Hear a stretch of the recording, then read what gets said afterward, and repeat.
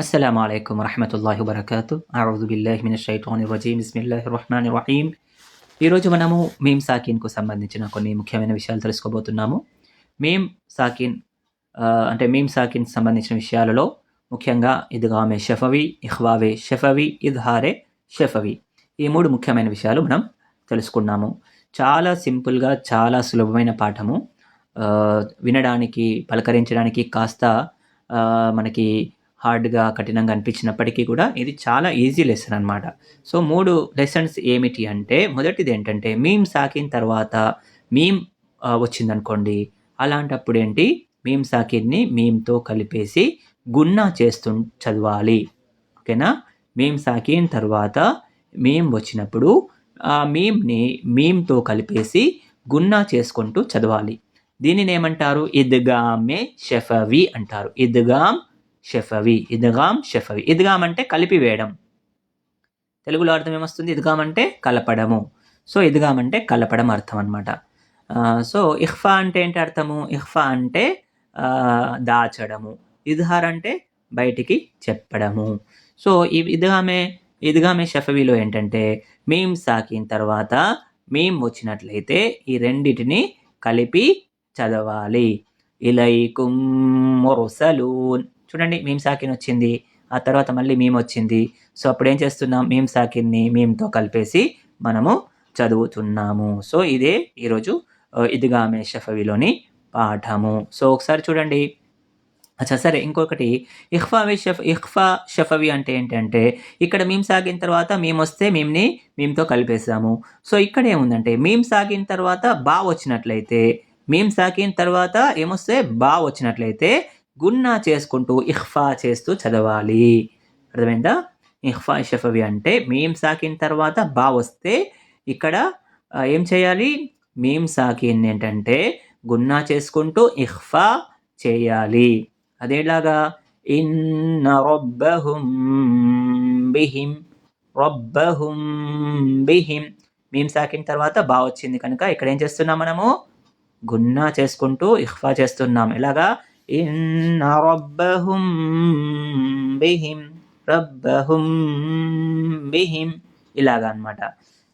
దీన్ని ఏంటి? ఇఖ్ఫా అని అంటున్నాం. ఇన్న రబ్బహుం బిహిం, ఇన్న రబ్బహుం బిహిం. సో ఈ విధంగా చేయడము. అలాగే మూడోది ఏంటి? ఇజ్హారే షఫవి. ఇజ్హార్ అంటే ఏంటి? బయటికి చదవడము. ఇజ్హార్ అంటే ఏంటి? బయటికి చదవడము. ఎలాగా బయటికి చదవడం అంటే మనకి అర్థమైపోతుంది. మీమ్ సాకిన్ తర్వాత ఇంకా వేరే ఏ అక్షరం వచ్చినా, మీమ్ సాకిన్ తర్వాత మీమ్ లేక బాత్ కాకుండా, మీమ్ మరియు బా కాకుండా ఇక ఏ ఇతరాత్ర ఏది వచ్చినా కూడా అక్కడ మనము మీమ్ని బయటికి చదవవలసి ఉంటుంది. ముఖ్యంగా ఏమంటున్నారంటే వావ్ మరియు ఫా వచ్చినప్పుడైతే ఖచ్చితంగా మనము మీమ్ని పూర్తిగా స్పష్టంగా చదవాల్సి ఉంటుంది. ఇదే ఈరోజు ఈ పాఠంలో మనం నేర్చుకుంటున్నాము ఇన్షాల్లా. ఒకసారి పదాలు చూడండి.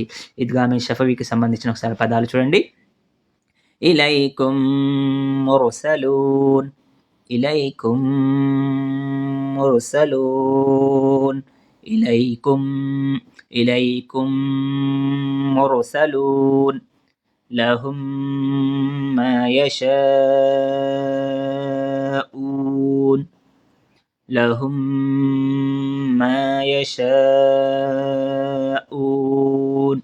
సో ఇక్కడ ఏం చేస్తున్నాము? ఇక్కడ చూడండి, మీమ్ సాగిన తర్వాత మీమ్ వచ్చేసింది. సో ఇక్కడ మనం ఏం చేస్తున్నాము? మీమ్ని మీమ్తో కలిపేసి గున్నా చేసుకుంటూ చదువుతున్నాము. లహుం మా యషాఊన్. సో ఇలాగనమాట. ఆ తర్వాత చూడండి, ఫీ ఖులూబిహిం మరదున్, ఫీ ఖులూబిహిం మరదున్, ఫీ ఖులూబిహిం మరదున్. సో ఇలాగనమాట. ఆ తర్వాత చూడండి, ఫహుం ముఅరిదూన్, ఫహుం ముఅరిదూన్, ఫహుం ముఅరిదూన్. సో ఇలాగనమాట. సో ఈ విధంగా మనము చదవాలి.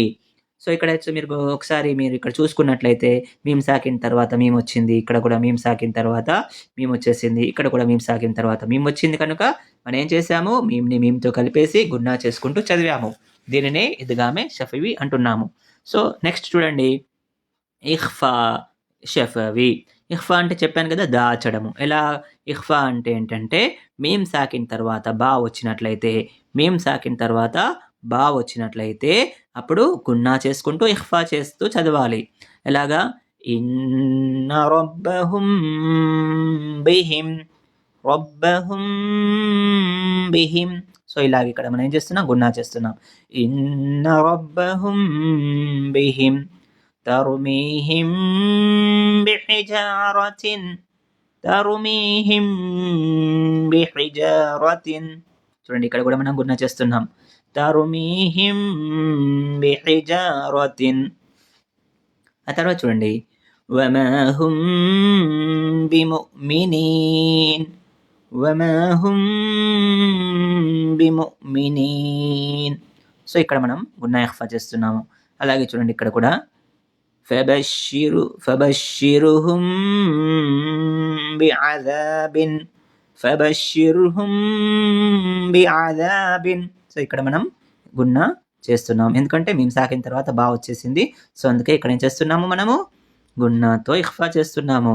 ఫబశ్శిరుహుం బిఅజాబిన్ ఫబశ్శిరుహుం బిఅజాబిన్ ترميهم بحجارة فبشرهم بعذاب إن ربهم وما هم بمؤمنين.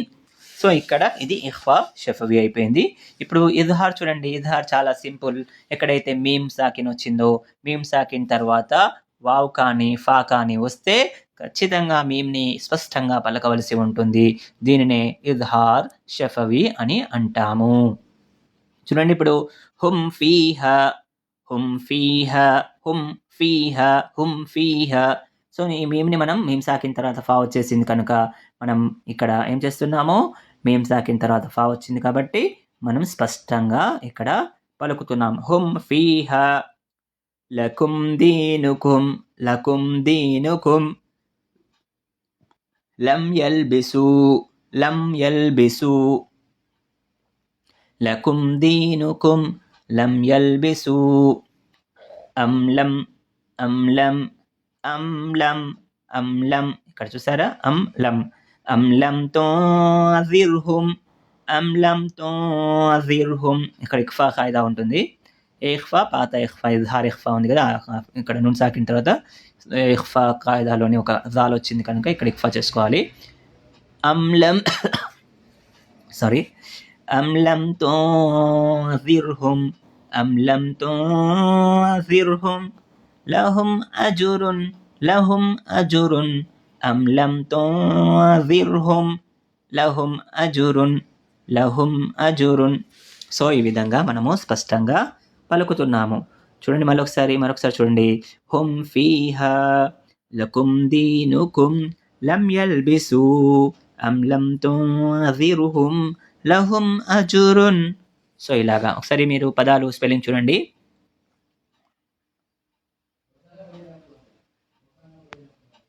చూడండి ఇలైకుం ముర్సలూన్ హంజా జేర్ ఈ లామ్ యా జబర్ లై ఇలై కాఫ్ మీమ్ పేష్ కుం ఇలైకుం మీమ్ రా పేష్ ముర్ ఇలైకుం ముర్. సో, ఇక్కడ తస్దీద్ మీమ్పై వచ్చేసింది కాబట్టి ఈ మీమ్ని మనం కాఫ్ని మీమ్తో ఒకటి కలిపేసుకోండి. ఇలైకుం మీమ్ రా పేష్ ముర్ ఇలైకుం ముర్. సీన్ జబర్ సా లామ్ వావ్ పేష్ లు నూన్ జబర్ నా ఇలైకుం ముర్సలూన్. ఇక్కడ ఇఖ్ఫా ఇక్కడ వక్ఫ్ వచ్చేసింది కాబట్టి నూన్ పై జబర్ ఉంది. మనం జజం పెట్టేసేయాలి. ఇలైకుం ముర్సలూన్ లహుం మా యషాఊన్. సో, ఇలాగా లామ్ జబర్ లా హా మీమ్ పేష్ హుం లహుం మీమ్ అలిఫ్ జబర్ మా లహుం మా యా జబర్ యా షీన్ అలిఫ్ మద్ జబర్ షా हमजा वाव पेश ऊ नून ज़बर ना वक्फ.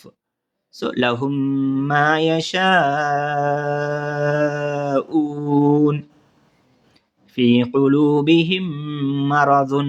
Fa ya zir fi, qaf pesh qu, lam waw pesh lu, fi qulu, ba zir bi, ha mim zir him, ma mim zabar ma, himma, ra zabar ra, himmara, dha do pesh dhun, maradun, fi qulubihim maradun.